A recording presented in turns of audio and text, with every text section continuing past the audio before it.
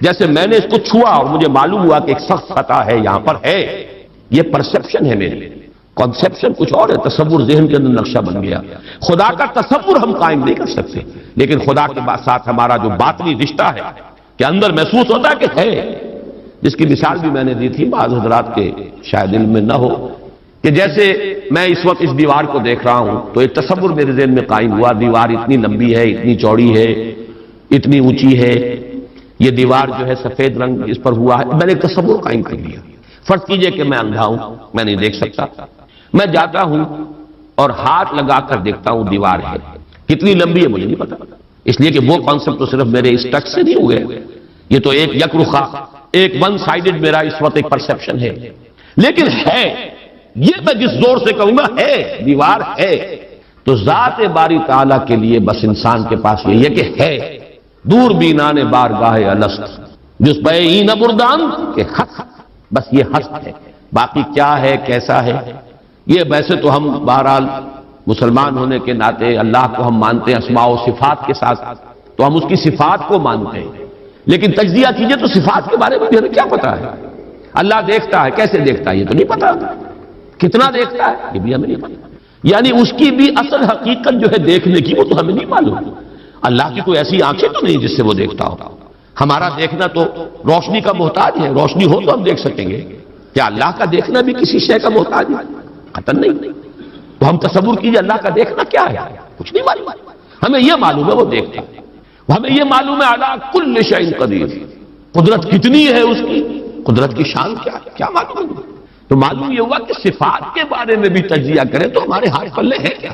وہ سوائے اس کے کہ ہم ایک صفت اس کی ایک مبہم کیفیت کو جانتے ہیں، وہ سمیع ہے، وہ بصیر ہے، وہ خبیر ہے، وہ قدیر ہے، وہ الحی ہے، وہ القیوم ہے، لیکن اس کی زندگی، ہمارا تو زندگی کا تصور اعلیٰ ترین زندگی تو ہمارے پاس ہے مخلوقات میں سے، اس زندگی کے ساتھ 100 طرح کی لیمیٹیشنز ہیں، 100 طرح کی مجبوریاں ہیں، لیکن یہ کہ کیا اللہ تعالیٰ کی زندگی بھی اس زندگی پر قیاس کی جا سکتی ہے؟ معاذ اللہ۔ تو معلوم یہ ہوا کہ اللہ تعالیٰ کی ذات کے بارے میں تحیر کے سوا کچھ نہیں۔ تیسرا ہے تصور جو سب سے بلند ہے، وہ محبوب حقیقی، مطلوب اصلی، لا مطلوب الا اللہ، لا مقصود الا اللہ۔ ایک چوتھا تصور ہے وہ میں بعد میں عرض کروں گا۔ بہرحال قل هو اللہ احد، اب یہاں لفظ احد پر آئیے، اس لفظ کو بھی نوٹ کیجئے۔ ویسے تو عام خیال یہ ہے کہ یہ وحد ان کی بدلی ہوئی شکل ہے، چنانچہ عام رائے یہ ہے کہ احد اور واحد ہم معنی ہیں۔ اکثر مفسرین نے اردو میں جو ترجمے کیے مترجمین نے، وہ کہو اللہ، وہ اللہ ایک ہے، اگرچہ اس پر خاصا اعتراض وارد ہوتا ہے، وہ بھی اللہ کو ایک مانتے تھے، صرف اس کے ساتھ کسی اور کو ایڈ کر لیا تھا، اس اللہ کو تو دو نہیں مانتے تھے، وہ جو بڑا اللہ تھا وہ تو ان کے نزدیک بھی ایک ہی تھا، اور ایک تو ہر شے ایک ہوتی ہے، جو معبود ہے 10 تو ان میں سے بھی ہر ایک اپنی جگہ پر تو ایک ہے، ایک کمپوز ایک اس کا وجود ہے، لیکن بہرحال چونکہ اکثر و بیشتر رائے یہ ہے کہ احد اور واحد تقریباً ہم مانی ہے، ترجمہ کیا گیا کہہ دو وہ اللہ ایک ہے، اور یہ کہ واحد ہی کی بدلی ہوئی شکل احد ہے، یہ تو ہے تقریباً بالعموم جو رائے ہے، لیکن میرے علم میں آج ہی یہ بات آئی ہے اور وہ میں آپ تک بھی منتقل کر رہا ہوں۔ امام راغب اصفہانی، ظاہر بات ہے لغت کے تو بہت بڑے امام ہیں، اور مفردات القرآن پر ان کی کتاب جو ہے معرکۃ الدارہ ہے مشہور، انہوں نے اسے علیحدہ مادہ قرار دیا، احد ان کو الف ہا دال علیحدہ شروع میں الف کی تختی میں لائے، واحد ان کے ساتھ شامل نہیں کیا، معلوم ہوا کہ یہ ایک اپنی جگہ پر ایک مستقل مادہ ہے ان کے نزدیک، یہ واحد سے اس کا تعلق نہیں بلکہ احد اپنی جگہ پر ایک مستقل علیحدہ مادہ ہے، اور اسی اعتبار سے انہوں نے اسے واحد سے علیحدہ کر کے الف کی تختی کے اندر لیا۔ اب اس کا جہاں تک استعمالات ہیں اس میں بھی اتفاق ہے، 3 اس کے استعمالات ہیں۔ سب سے زیادہ استعمال اس لفظ کا ہوتا ہے نفی مطلق کے لیے، کمرے میں کوئی نہیں ہے، ایک بھی نہیں ہے، جب یہ کہنا ہو تو احد کا لفظ آئے، نافی کوئی نہیں ہے، ایک بھی نہیں، اکیلا۔ اسی معنی میں قرآن مجید میں یہ لفظ بہت مرتبہ آیا ہے، خاص طور پر آپ سورہ کہف کو اگر دیکھیں گے، لا یشرک فی حکمہ احد، اللہ اپنے حکم اور اپنے اختیار میں کسی کو نہیں شریک کرتا، کسی ایک کو بھی نہیں کرتا، یعنی یہ نفی میں مبالغے کے لیے یہ لفظ استعمال ہوتا ہے، اور سورت ختم بھی ہوئی ہے فمن کان یرجو لقاء ربہ فلیعمل عملا صالحا ولا یشرک بعبادۃ ربہ احدا۔ احد کا اکثر و بیشتر استعمال عربی زبان میں نفی مطلق، کوئی نہیں، کوئی بھی نہیں، ایک بھی نہیں، جب اس کو کہنا ہو تو لفظ احد کا سہارا لیا جاتا ہے۔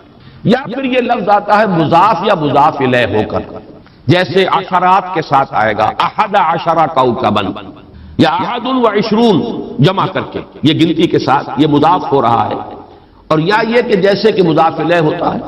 فاما احدکما فیسقی ربہ خمرا، حضرت یوسف علیہ السلام نے فرمایا تھا ان دو نوجوان جو داخل ہوئے تھے جیل میں ان کے ساتھ، انہوں نے اپنے اپنے خواب بیان کی، تم دو میں سے ایک، احدکم، جیسے کہ حدیث میں آتا ہے لا یؤمن احدکم حتی یحب لنفسہ ما یحب لنفسہ، یا لا یؤمن احدکم حتی یکون ہواہ طبعا لما جئت بہ، یا یہ کہ لا یؤمن احدکم حتی اکون احب الیہ من والدہ وولدہ والناس اجمعین۔ اب یہ تین احادیث آ گئی زبان پر، تو احدکم یہ گویا کہ مضاف ہو کر آ رہا ہے، اس طریقے سے یہ لفظ مضاف ہو کر یا مضاف الیہ ہو کر استعمال ہوتا ہے۔ صرف قرآن مجید میں یہ لفظ ذات باری تعالیٰ کے لیے علیحدہ سے مستقل ایک صفت کے طور پر آیا ہے، قل هو اللہ احد۔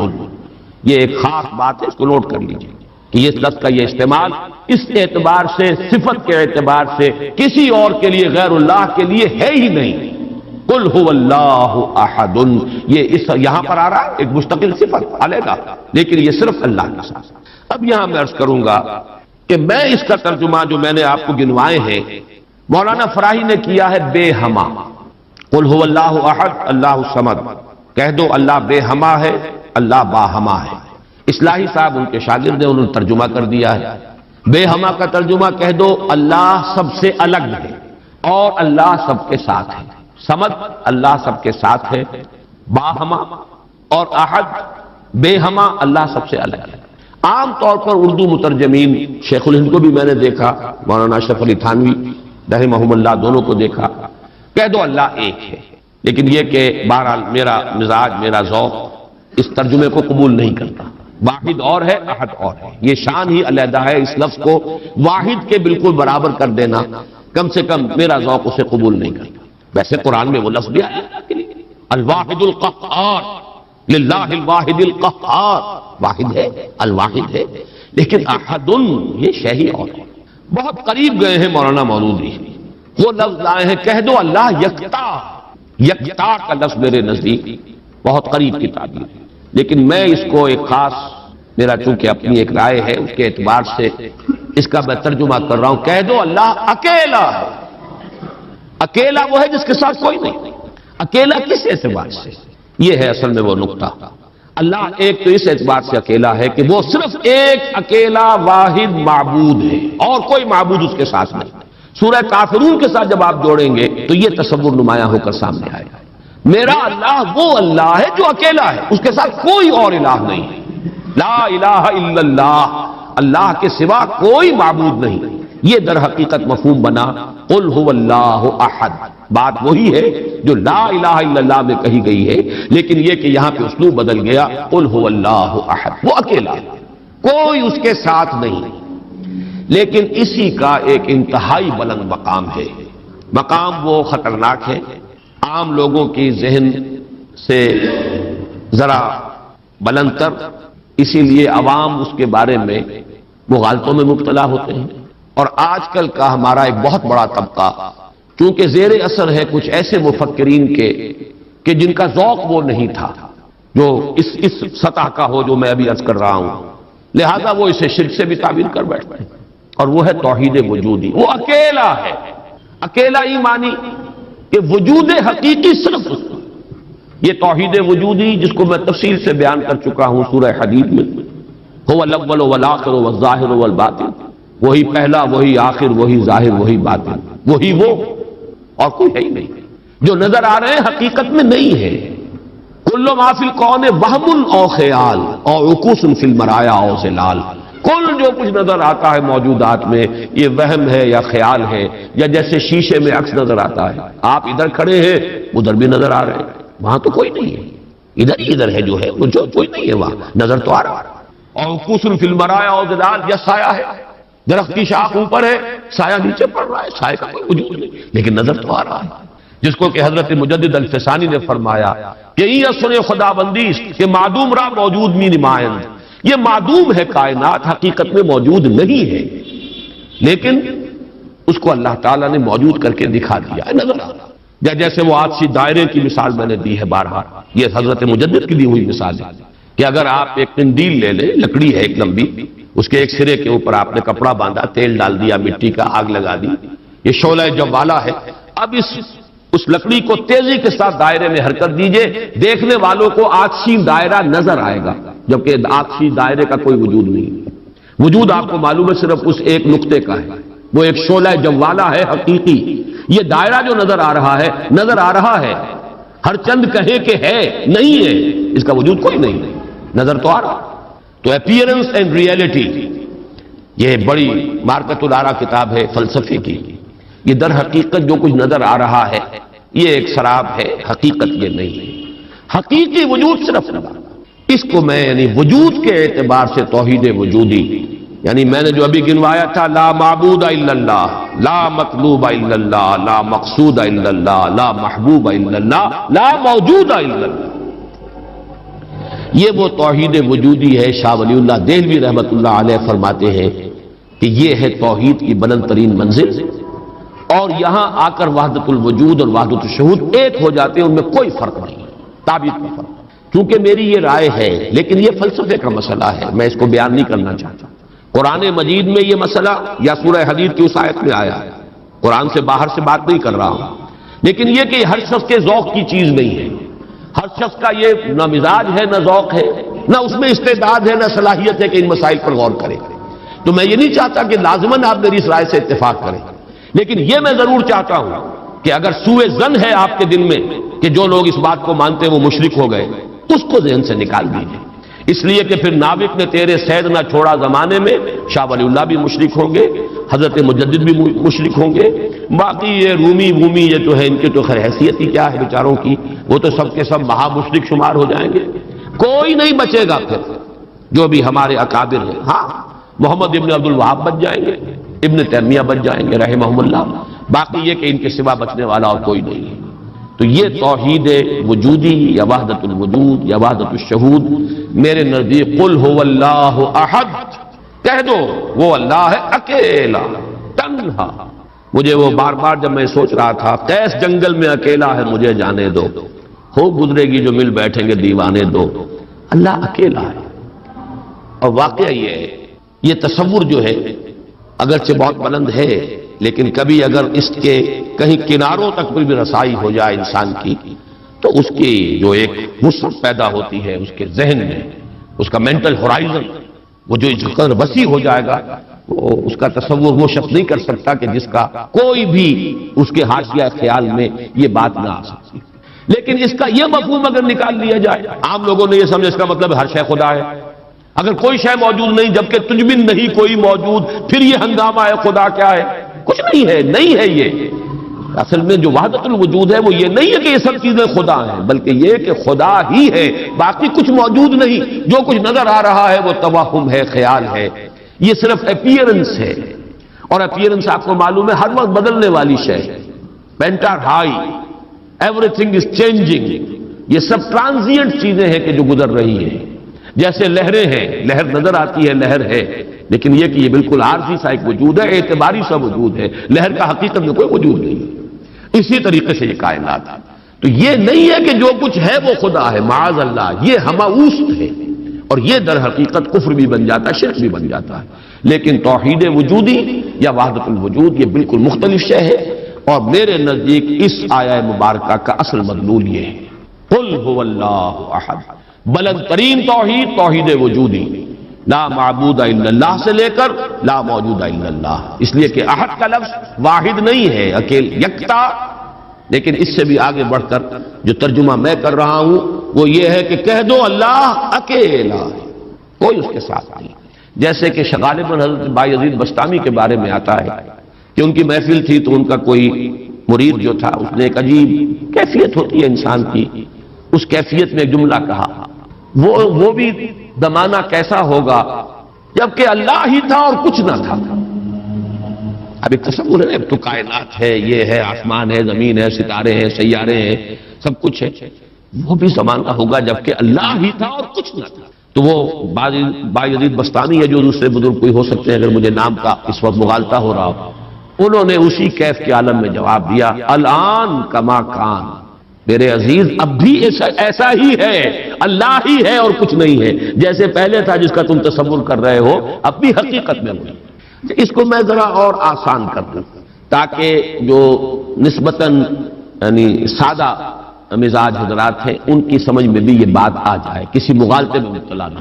دیکھیے جب ہم کہتے ہیں لا محبوب الا اللہ، کیا معنی ہے اس کے؟ یہ معنی تو نہیں ہے کہ اولاد سے محبت نہ کرو، یہ تو دین کی تعلیم نہیں ہے۔ معنی کیا ہے؟ ساری محبتوں سے بالا تر محبوب حقیقی صرف اللہ ہو جائے۔ لا محبوب الا اللہ کا مطلب یہ ہے، یہ نہیں کہ آپ کاٹ لیجیے محبت ہر ایک کی۔ اولاد سے محبت کرو، شوہر بیوی سے محبت کرے، بیوی شوہر سے محبت کرے، وطن سے محبت کرو، بلکہ اتنی خوشخبریاں ہیں، وجبت محبتی للمتحابین فیہ، میری محبت واجب ہو گئی ان کے لیے جو میرے لیے ایک دوسرے سے محبت کرے۔ تو ایک مسلمان مسلمان سے محبت کرتا ہے، ایک مومن مومن سے محبت کرتا ہے، ایک مجاہد دوسرے مجاہد سے محبت کرتا ہے، یہ محبت تو مطلوب ہے۔ لا محبوب الا اللہ کا مطلب یہ نہیں ہے کہ ساری محبتوں کی نفی ہوئی۔ اسی طرح جب ہم کہتے ہیں لا موجود الا اللہ، اس کا مطلب یہ نہیں کہ تمام موجودات کی نفی ہو گئی، بلکہ یہ کہ وجود حقیقی صرف اللہ کا ہے۔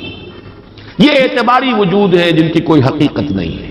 یہ دائمی وجود، مستقل وجود، وہ وجود جو از خود ہے، با خود ہے، خود بخود ہے، جسے کسی نے وجود نہیں عطا کیا، جس کا وجود ایسا نہیں ہے کہ کبھی شروع ہوا اور کبھی ختم ہو جائے، وہ وجود حقیقی صرف اللہ۔ اب اس میں تو کوئی اشکال نہیں رہے گا۔ اس معنی میں اگر کہا جائے لا موجود الا اللہ تو ہر شخص کہے گا۔ اس کی ایک اور مثال میں آپ کو دے دوں، دعا استخارہ میں حضور فرماتے ہیں فَإِنَّكَ تَعْلَمُ وَلَا أَعْلَمُ وَتَقْدِرُ وَلَا أَقْدِرُ، اے اللہ میں تجھی سے استخارہ کر رہا ہوں، انی استخیرک بعلمک واستقدرک بقدرتک واسألک من فضلک العظیم فإنک تقدر ولا اقدر وتعلم ولا اعلم، تو جانتا ہے میں نہیں جانتا، تو قدرت رکھتا ہے مجھے کوئی قدرت حاصل نہیں۔ تو کیا کوئی قدرت حاصل نہیں تھی؟ کیا کچھ علم حاصل نہیں تھا حضور؟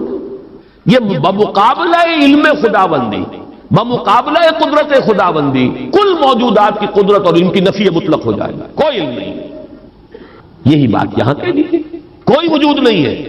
وجود حقیقی صرف اللہ۔ بہرحال یہ تمام تصورات ان کی تعبیرات ہیں،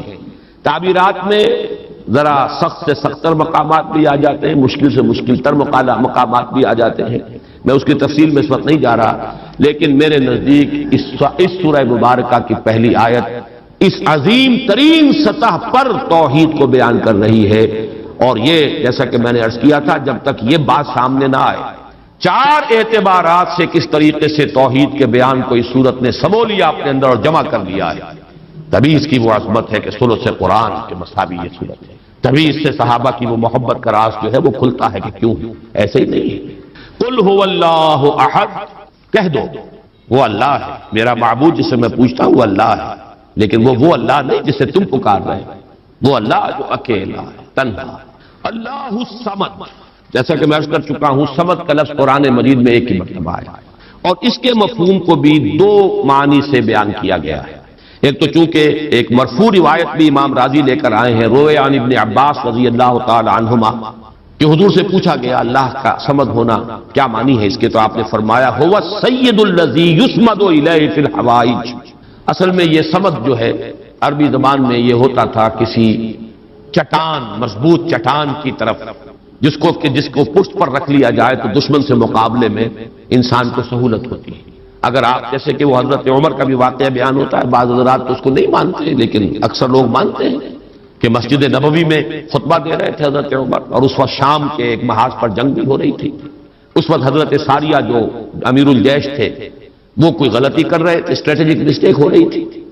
کہ انہوں نے پوزیشن ایسی لے لی تھی کہ جو غلط تھی جنگی تدبیر کے اعتبار سے، تو حضرت عمر نے وہیں اللہ نے کہیں دکھا دیا، اللہ کو قدرت حاصل ہے وہ دکھا دے۔ آج ٹیلی ویژن سے آپ دیکھ سکتے ہیں تو اللہ تعالیٰ بغیر ٹیلی ویژن کے آج سے 1400 برس قبل دکھا سکتا تھا، انہونی بات نہیں ہے کہ وہ نقشہ سامنے آ گیا۔ جیسے حضور فرماتے ہیں جب آپ شب معراج سفر معراج سے واپس آئے، جب سوال کیے لوگوں اچھا آپ مسجد اقصی میں گئے تھے، وہاں کتنی کھڑکیاں ہیں، کتنی کڑیاں ہیں، کیا ہے؟ تو اب حضور ایک دفعہ چونکے کہ اب یہ میں نے کوئی کھڑکیاں تو نہیں گنی وہاں پر، لیکن یہ کہ اگر مجمع میں آپ نہ بتا سکتے تو تالیاں پڑ جاتی۔ اس وقت اللہ نے فوراً وہ جو ہے لا کر سامنے کھڑا کر دیا وہ نقشہ، اور حضور دیکھ دیکھ کر بیان کرتے رہے یہ ایسا ہے ایسا ہے۔ تو یہ تو در حقیقت بالکل اللہ کی قدرت سے ہرگز کوئی اس میں بوجھ نہیں ہے۔ تو حضرت عمر نے وہی فرمایا ہے اور صحابہ نے سنا ہے، یا ساریہ تو الجبل، یا ساریہ تو الجبل، ہے ساریہ کیا غضب کر رہے ہو، غلطی کر رہے ہو، پہاڑ کی طرف جاؤ، پہاڑ کو پشت پر رکھو، پہاڑ پشت پر ہو تو آپ پشت کی طرف سے اب محفوظ ہو گئے، آپ یکسو ہو کر سامنے سے دشمن کا مقابلہ کر سکتے ہیں، اور اگر اندیشہ رہے کہ کہیں پیچھے سے کوئی حملہ آور نہ ہو جائے تو وہ توجہات جو ہیں وہ منقسم رہیں گے۔ بہرحال یہی معاملہ ہے صمد کا، وہ ہستی جس کی طرف رجوع کیا جائے، جس کو پناہ گاہ سمجھا جائے، جس کی طرف اپنی مشکلات کے اندر رجوع کیا جائے، اور اس اعتبار سے پھر وہی مطلوب بن جاتا ہے، وہی مقصود بن جاتا ہے، وہی محبوب بن جاتا ہے، اسی کی عزت کی جاتی ہے، اسی کی تکریم ہوگی، اسی کا اعزاز ہوگا، اس کے سامنے انسان جو ہے وہ اپنے آپ کو جھکائے گا، جس بڑے بڑے سردار۔ تو یہ سمد جو ہے اس معنی میں، اور ایک سمد وہ شے ہے جس کو کھوکھلی نہ ہو، لا جوف لہو، بہت مضبوط اپنی جگہ پر توانا چٹان۔ ایک تو وہ چٹان ہے جو کھوکھلی ہے، لیکن یہ کہ ایک چٹان وہ ہے جو مضبوط اور بالکل سالڈ چٹان۔ ان دونوں اعتبارات سے اللہ الصمد کا ترجمہ اب مولانا فراہی مولانا اصلاحی صاحب کا تو یہ ہوا کہ اللہ تعالی با ہما ہے،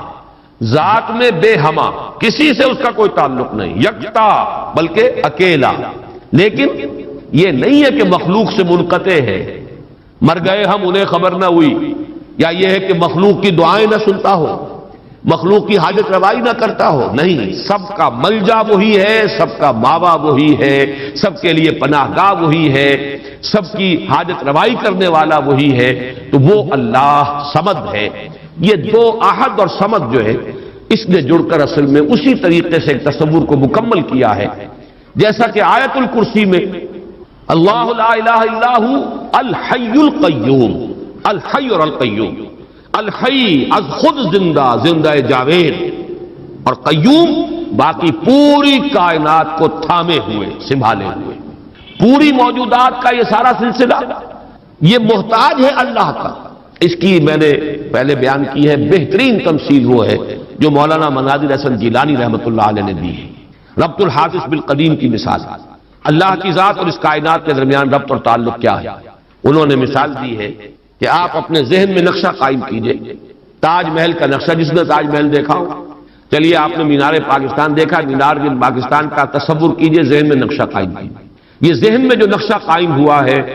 آپ اس کے اوپر بھی ہیں، باہر بھی ہیں، اندر بھی ہیں، پیچھے بھی ہیں، نیچے بھی ہیں، آپ ہی آپ ہیں، وہ تو اس کا وجود ہی کوئی نہیں، لیکن ہے ذہن کے اندر ایک تصور قائم ہے اس وقت، اور یہ تصور اسی وقت تک قائم رہے گا جب تک کہ آپ کے ذہن کا ارتکاز ہے، توجہ اس پر ہے، توجہ ہٹی نہیں کہ اس کا کوئی وجود ہے ہی نہیں، وجود ختم۔ بالکل یہی معاملہ اس کائنات کا، یہ سارا سلسلہ اس کا قیوم اللہ ہے، تھامے ہوئے، اسی کی توجہ، اسی کی عنایت، اسی کی ربوبیت، اسی کی خبرگیری، اسی کی تدبیر، یہ سب اس کو تھامے ہوئے۔ تو اپنی ذات میں الحی، کائنات کے لیے القیوم، اسی طرح اپنی ذات میں الاحد، اکیلا، تنہا، بے ہما،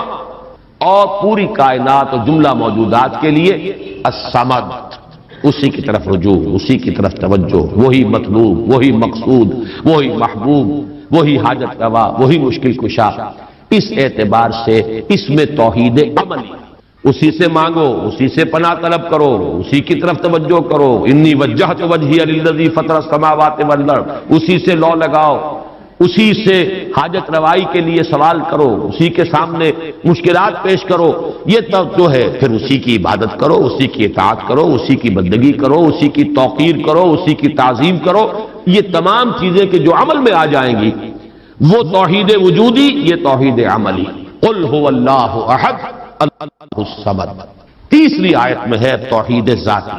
لم یلد ولم یولد۔ میں شرک کے مختلف اقسام کے ضمن میں جو 6 کیسٹ ہیں، اللہ کا شکر ہے بہت دنیا میں عام ہوئے ہیں، اس میں یہ تقسیم بیان کر چکا ہوں، شرک فی الذات، شرک فی الصفات، اور شرک فی العمل یا شرک فی الحقوق، یہ 3 شرک ہیں۔ شرک فی العبادت، یہ تیسری جو نوعیت ہے، اس کے لیے شرک فی الحقوق بھی کہا جا سکتا ہے، اسی کا حق ہے کہ اس کی عبادت کی جائے، اور اسی کو اس کو شرک عملی بھی کہہ سکتے ہیں۔ بہرحال شرک عملی کی جڑ کاٹ دی اللہ الصمد۔ پہلا جو توحید کا درجہ ہے وہ بہت بلند ہے، بہت اونچا ہے۔ یہ حکما اور فلاسفہ کی بھی چوٹی کے لوگ، جہاں حکمت اور تصوف دونوں چیزیں جا کر جڑ جاتی ہیں، وہ ایک مقام ہے۔ خالص فلسفہ بھی انسان کو کہیں نہیں لے کے جاتا، اور عقل اور فکر کی بلندی نہ ہو تو تصوف بھی محض نفسیاتی ریاضتیں بن کر رہ جاتی ہیں، سائیکولوجیکل ایکسرسائزز کے سوا کچھ نہیں رہتا۔ اصل تصوف جس کا میں قائل ہوں وہ ہے کہ جو فکر اور فلسفے کی بھی انتہا ہو، اور پھر اس کے ساتھ یہ جو اللہ کے ساتھ انسان کا قلبی ذہن اور قلب دونوں کے اتحاد کے ساتھ اللہ کے ساتھ ایک رابطہ۔ بہرحال تو یہاں جو تیسرا شرک ہے، اور جو ہمارے اس شرک کے بیان میں آتا ہے نمبر 1 پر، بدترین شرک، شرک فی الذات۔ اس کی بدترین صورت، فلسفیانہ صورت تو وہ ہے ہماوست، اللہ ہی نے اس کائنات کا روپ دھار لیا ہے۔ برف تھا پگھل کر پانی بن گیا، اللہ تھا اس نے ہی اس کائنات کا روپ دھار لیا۔ اب اللہ کہاں ہے؟ یہی کائنات اللہ ہے۔ اللہ پانی تھا وہی تو بھاپ بن گیا، اب پانی کہاں ہے؟ یہ بھاپ ہی تو پانی ہے۔ ایک یہ شکل ہے، یہ بدترین صورت ہے شرک فی الذات کی، یہ ہے وہ ہماوست، یہ جس میں کہ ہر شے خدا بن گئی، اس لیے کہ خدا ہی نے در حقیقت یہ صورت اختیار کر لی۔ یا پھر مذہبی میدان میں یہ شرک آیا ہے اللہ کے لیے بیٹا بیٹی۔ بیٹا بیٹی ایک تو یہ سمجھے اولاد جو ہے وہ جز ہوتا ہے۔ اولاد کیا ہے؟ باپ کا ایک نطفہ ہے، اسی سے تو اسی نے ڈیولپ ہو کر ایک شکل اختیار کی ہے، اور پھر وہ کفو ہوتا ہے برابر کا۔ سید باپ ہے تو بیٹا بھی تو سید ہی ہوا، مغل باپ ہے تو بیٹا بھی مغل ہے، اسی طریقے سے گھوڑا ہے تو بیٹا بھی گھوڑا ہی ہے۔ وہ تو جنس جو ہے اس میں کفو جس کو کہتے ہیں ہم، برابری کا معاملہ یہ ہے اولاد کے اندر، اس سے زیادہ برابری کا اور کوئی تصور نہیں ہے۔ اس پہلو سے لم یلد ولم یولد نے جڑ کاٹی ہے ان تصورات کی کہ حضرت مسیح کو خدا کا بیٹا بنا دیا گیا، کسی نے حضرت عزیر کو خدا کا بیٹا بنا دیا، ملائکہ کو اہل عرب جو ہے خدا کی بیٹیاں قرار دے رہے ہیں۔ یہ بیٹا بیٹی کا تصور، جیسے قرآن کہتا ہے کیسے ہو جائے گی اس کی اولاد جبکہ اس کی کوئی جوڑی نہیں، ولم تکن لہ صاحبہ، کوئی تصور نہیں۔ اور عیسائیوں میں تو خیر ایک طبقہ وہاں تک بھی گیا ہے کہ حضرت مسیح کی والدہ حضرت مریم کو بھی الوہیت میں شامل کیا ہے۔ اولین تثلیث تو یہی تھی کہ اللہ اور حضرت مریم اور حضرت عیسیٰ، بعد میں یہ کہ حضرت مریم کو نکال کر اور روح القدس کو شامل کیا گیا، God as father, God as son and the Holy Ghost یا ہولی اسپرٹ۔ یہ تثلیث ہے جو عام طور پر اب چلتی، لیکن پہلے تو تثلیث کے اندر جیسے کہ قرآن مجید میں بھی ہے حضرت مریم کو بھی انہوں نے شامل کیا۔ اس اعتبار سے نوٹ کیجئے کہ لم یلد ولم یولد یہ در حقیقت توحید ذات، نہ اس نے کسی کو جنا نہ وہ جنا گیا، نہ کوئی اس کے والدین، نہ کوئی اس کی جورو، نہ کوئی اس کی اولاد۔ اس اعتبار سے وہ یکتا، تنہا، اکیلا، یونیک، انگریزی کا لفظ یونیک جو ہے وہ میں سمجھتا ہوں کہ شاید سب سے زیادہ قریب ترین تعبیر کرے گا، ایک یونیک ایگزسٹنس ہے جس کو کسی پر قیاس نہیں کیا جا سکتا، لا مثل لہ ولا مثال لہ ولا مثیل لہ، اس کے لیے کوئی مثال نہیں، لیس کمثلہ شیء وہو السمیع البصیر، اس کے مثال جیسی بھی کوئی شے نہیں ہے۔ یعنی یہ اب اس سے زیادہ ہماری زبان ہے، عربی زبان بھی تو آخر انسانوں کی زبان تھی، اس میں کسی ایک ایبسولوٹ اور مطلق تصور کو پیش کرنے کی جو لیمیٹیشن ہے وہ نہیں، لیسا کا مثلہ شیء۔ اب یہ اس سے زیادہ جو ہے نفی کرنا مثل کی، مثلیت کی، وہ ممکن نہیں۔ اور جیسا کہ میں نے اپنی تقریروں میں بیان کیا ہے، اس شرک پر اللہ کا غضب سب سے زیادہ بھڑکتا ہے، اس لیے کہ یہ تو ذات کو شریک کر دیا آپ نے اللہ کا، کیونکہ یہ فلسفیانہ ہماوست وغیرہ عرب میں وہاں موجود نہیں تھے، یہ ہندوستان کی بیماریاں تھیں، لہذا قرآن مجید میں اس کا ذکر اس انداز میں نہیں ہے۔ البتہ شرک فی ذات کی ایک شکل کے جو وہاں موجود تھی وہ بیٹا بیٹی کا تصور، اور شرک فی ذات ہی کی دوسری شکل جو ہندوستان میں یا اور دوسری جگہوں کے فلسفیانہ مذاہب میں ہے وہ ہماوست، کہ خدا ہی نے در حقیقت یہ روپ، وہ انکارنیشن کہیں یا یہ کہ یہ حلول و اتحاد ایجا محالس، یہ سارے تصورات جو ہیں یہ فلسفیانہ ہیں۔ لم یلد ولم یولد ولم یکن لہ کفوا احد، اور نہیں ہے کوئی بھی اس کا کفو، کفو کاف فے اور واو اور کاف فے اور حمزہ، پھر یہی وہ ہے جو الف واو اور یہ جو ہے بدل جاتے ہیں، یہ ایک ہی مادہ ہے، اسی سے مکافات ہے بدلہ، جیسا دنہم کما دانو مکافات، کف جو ہے کہتے ہیں ہم سر، جس کے لیے ہمارے ہاں جب علماء تقریریں کرتے ہیں تو جو ان کے خطبات ہوتے ہیں، لا ضد لہ ولا ند لہ، ضد اور ند، یہ در حقیقت جو بھی ہمسر ہوگا وہ تو مقابلے میں آئے گا، وہ تو چیلنج کرے گا کہیں نہ کہیں. تو ضد بھی کہتے ہیں کسی کا حریف، ند مخالف. اور یہ لفظ حضور صلی اللہ علیہ وسلم نے استعمال فرمایا تھا جبکہ کسی صحابی کی زبان سے الفاظ نکل گئے، ما شاء اللہ و ما شئت، جو اللہ چاہے اور جو آپ چاہیں. حالانکہ اس میں ظاہر بات ہے کہ ان کی نیت میں کہیں بھی وہ بات نہیں ہو سکتی تھی کہ برابر کر رہے ہوں حضور کی مشیت کو اللہ کی مشیت کے ساتھ، لیکن یہ کہ چونکہ لفظ میں اشتباہ تھا، لفظ میں برابری سی ہو گئی ہے، ما شاء اللہ و ما شئت، تو آپ نے فرمایا، فوراً ٹوک دیا، اجعلتنی للہ ندا، کیا تم نے مجھے اللہ کا مد مقابل بنا دیا؟ مشیت تو ایک ہی ہے، اسی کی مشیت چلتی ہے، کتنا ہی چاہے انسان. انک لا تہدی من احببت ولکن اللہ یہدی من یشاء، آپ کتنا ہی چاہیں کسی کو ہدایت دینا، آپ کے اختیار میں نہیں ہے کہ جسے چاہیں ہدایت دینا، یہ تو اللہ کی مشیت ہے، اس کا اختیار ہے. تو کفر جو ہے، اب یہ کفر جو ہے یہ توہین صفات ہے، برابر ہوتا ہے انسان صفت میں. اب جیسے میں نے عرض کیا تھا نا، اور یہ تقریریں میں نے تفصیل سے کی ہوئی ہیں، ہماری مجبوری ہے، ہماری زبان میں الفاظ مشترک ہیں، صفات کے لیے وہی لفظ اللہ کے لیے استعمال ہوگا، وہی لفظ بندوں کے لیے استعمال ہوگا. اللہ بھی علیم ہے، انسان بھی علیم ہوتے ہیں، بلکہ علامہ بھی ہوتے ہیں. علامہ بہت بڑی شے ہے. حالانکہ واقعہ یہ ہے کہ علم اللہ کے لیے، علم بندے کے لیے، لفظ ایک ہے، زمین و آسمان کا فرق ہے مضمون میں. وہ علم ذاتی ہے،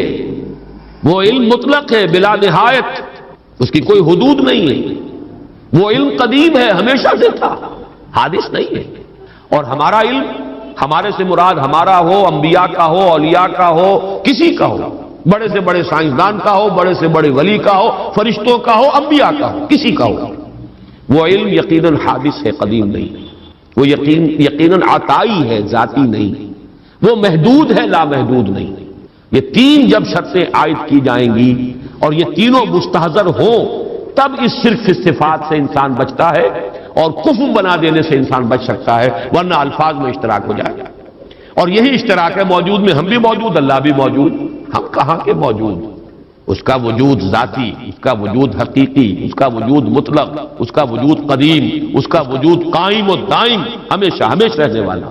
وہ کوئی عطائی وجود نہیں ہے کہ کسی اور نے وجود دیا ہو. ہمارا وجود مستعار، دیا ہوا، عطا کردہ. لائی حیات آئے، قضا لے چلی چلے، اپنی خوشی سے آئے نہ اپنی خوشی چلے. ہمارا وجود محدود، ہمارا وجود عطائی، ہمارا وجود حادث. نہیں تھے، ہو گئے، پھر وقت آئے گا نہیں رہیں گے. تو وجود کا لفظ مشترک ہے، اللہ بھی موجود اور ہم بھی موجود. وہ وجود مطلق، اور یہ جو ہے ممکن الوجود، یہ ممکنات ہے، یہ اعتباری وجود ہے، اس کے سوا کچھ نہیں. تو کسی بھی اعتبار سے اللہ کے ہم سر، ہم پلہ، ضد اور ند کسی کو بنا دینا، اس کی نفی ہے. وَلَمْ يَكُنْ لَهُ كُفُوًا أَحَدٌ. اب یہاں احد دیکھیے اس معنی میں آیا ہے، نفی مطلق. یہ بھی ادھر پہلا ذہن میرا نہیں گیا تھا. یہ احد کا لفظ جو ہے، جو میں نے استعمالات بتائے تھے، دو استعمالات تو اسی صورت میں ہیں. قُلْ هُوَ اللَّهُ أَحَدٌ، وہاں وہ صفت کے طور پر آیا ہے اللہ کے لیے، اور اللہ کے سوا کسی اور کے لیے یہ صفت کے لیے لفظ استعمال نہیں ہو سکتا. اصل اس کا استعمال نفی کے لیے آتا ہے، نفی مطلق. لا یشرک فی حکمہ احدا فلا یشرک بعبادۃ ربہ احدا. یہاں پر بھی فرمایا وَلَمْ يَكُنْ لَهُ كُفُوًا أَحَدٌ، کوئی ایک بھی، کوئی بھی نہیں، سرے سے نفی مطلق ہے، اس جیسا کوئی نہیں. یہ ہے در حقیقت اس سورہ مبارکہ کا کی وہ جامعیت کہ توحید وجودی، لا موجود الا اللہ، قل هو اللہ احد، اکیلا ہے، تنہا، وہ ہے اور کوئی نہیں ہے، کچھ نہیں. جو ہے وہ اعتباری ہے، کل ما فی الکون وہم او خیال او وقوف فی المرایا او ظلال، سب کا ملجا وہی، ماوا وہی. بڑی پیاری ہے یہ الفاظ، ایک حدیث میں دعا میں ہے یہ، لا ملجا منکا ولا ماوا الا الیک. پروردگار تیرے سوا کوئی ٹھکانہ دینے والا نہیں، پناہ دینے والا نہیں، اور تجھ سے بچ کر بھاگ کر جانے کی کوئی جگہ نہیں سوائے اس کے کہ تیرے ہی دامن میں آ کر پناہ لے لی جائے. لا ملجا منکا ولا ماوا الا الیک، یہ ہے لا ملجا منکا ولا ماوا الیک. یہ ہے اللہ الصمد، توحید عملی. نمبر 3 توحید ذات، لم یلد ولم یولد. نمبر 4 توحید صفات، لم یکن لہ کفوا احد، کوئی بھی کسی بھی اعتبار سے اس کا ہمسر، ہم پلہ، ضد یا ند نہیں، اس کا مشابہ نہیں۔ اس اعتبار سے آج میں نوٹ کر رہا تھا، اس جامعیت کے اعتبار سے سورہ اخلاص کے اگر کسی درجے میں مقابل آتے ہیں تو 2 آیتیں آتی ہیں، اور عجیب بات ہے یہ سورت ہے 4 آیتوں پر مشتمل، وہ 2 آیتیں۔ ایک آیت کا تذکرہ ہو چکا آیت الکرسی، خود حضور نے فرمایا ہے تمام آیات قرآنیہ کی سردار ہے، اس میں 10 یا 11 جملے بن جاتے ہیں ایک آیت کے اندر، اس لیے کہ بعض حضرات اللہ لا الہ الا ہو، اللہ سے پہلے بھی ہوا کو محذوف مانتے ہیں، ہو اللہ لا الہ الا ہو، گویا کہ پہلا جملہ ہو اللہ ہے، پھر لا الہ الا ہو یہ دوسرا جملہ ہے۔ اس طرح اگر شمار کریں گے تو 11 جملے بن جائیں گے اس ایک آیت کے اندر، ورنہ 10 تو ہے ہی، وہ بھی نہایت جامع ہے توحید کے بیان میں۔ اور تیسرا مقام کہیے یا دوسری آیت جو ہے، اور واقعہ یہ کہ اس کی بھی عظمت کا میرے قلب پر جو نقش ہے بہت گہرا ہے۔ 5 اسلوبوں سے توحید کا بیان ایک آیت میں ہے۔ وَقُلِ الْحَمْدُ لِلَّهِ الَّذِي لَمْ يَتَّخِذْ وَلَدًا وَلَمْ يَكُنْ لَهُ شَرِيكٌ فِي الْمُلْكِ وَلَمْ يَكُنْ لَهُ وَلِيٌّ مِّنَ الذُّلِّ وَكَبِّرْهُ تَكْبِيرًا۔ ایک آیت ہے یہ سورہ بنی اسرائیل کی آخری آیت۔ کہو کل حمد اللہ کے لیے، قل الحمد للہ، کل حمد کل ثنا، یہ بھی توحید ہے اصل میں، نظری علمی توحید۔ جو خیر نظر آ رہا ہے، جو بھی ہم تک بھلائی پہنچ رہی ہے، کسی بھی ذریعے سے آئی ہو، کسی بھی سلسلہ اسباب سے متعلق ہو کر ہم تک پہنچی ہو، اس کا منبع سرچشمہ ذات باری تعالی، لہذا حمد کا سزاوار حقیقی صرف اللہ۔ قل الحمدللہ توحید کا کلمہ ہے، بہت بڑا کلمہ ہے یہ توحید کا، اتنا بڑا کلمہ ہے کہ حضور نے فرمایا یا تسبیح نصف المیزان والحمدللہ تملأہ، سبحان اللہ کہنا جو ہے میزان معرفت خداوندی کا نصف ہو جاتا ہے اور پورا پلڑا بھر جاتا ہے الحمدللہ سے۔ پھر لم یتخذ ولدا، لم یلد ولم یولد، لم یتخذ ولدا ولم یکن لہ شریک فی الملک، بادشاہی میں اختیار میں کوئی اس کا شریک نہیں، یہ توحید سیاسی۔ ولم یکن لہ ولی من الظلم، اور کوئی اس کا ولی کسی کمزوری کی وجہ سے نہیں ہے، دوست اس کے ہیں، تمہارے دوست ہوتے ہیں، تم انہیں پالتے ہو دوستیوں کو، اس لیے پالتے ہو کہ شاید کل کہیں کام آ جائے، ضرورت پڑ سکتی ہے، انسانی معاملات ایسے ہیں، لہذا دوستیاں پالی جاتی ہیں، دوستوں کی غلط فرمائشیں بھی پوری کی جاتی ہیں، ان کے غلط مطالبے بھی پورے کیے جاتے ہیں، یہ کس لیے کہ کرنی دبتی ہے آپ کی، اللہ کی کرنی کسی سے دبتی نہیں ہے، اس کے ولی ہیں لیکن اس کے کسی ذوق کی وجہ سے نہیں۔ وَلَمْ يَكُنْ لَهُ وَلِيٌّ مِّنَ الذُّلِّ وَكَبِّرْهُ تَكْبِيرًا، اور اس کی تو بڑائی کرو جیسے کہ اس کی بڑائی کا حق ہے۔ یہ آیہ مبارکہ بھی میں نے صرف یہ نوٹ کرا دیا آپ کو کہ اس سورہ مبارکہ کے قریب آتی ہیں اپنی جامعیت کے اعتبار سے یہ آیات،